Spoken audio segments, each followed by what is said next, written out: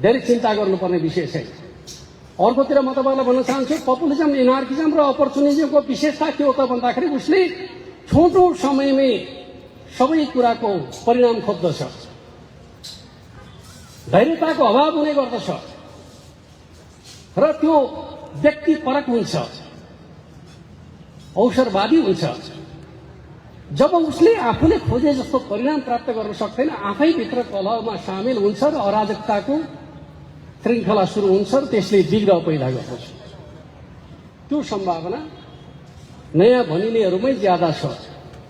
त्यसका सङ्केतहरू देखा पर्न थालिसकेका छन्। मैले तपाईँलाई बताइरहनुपर्छ भन्ने मन लाग्दैन। अर्कोतिर नेकपा कालमा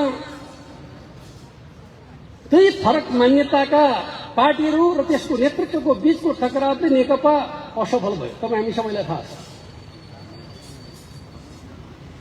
अहिले पनि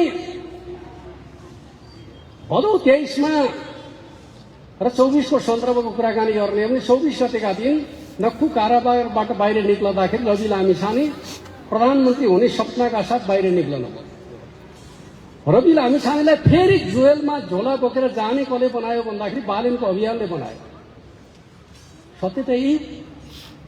तर चुनावका लागि दुवै मिले, स्वार्थका लागि मिलेका छन्, मन मिलेका छैन भन्ने कुरा त बुझिन्छ त।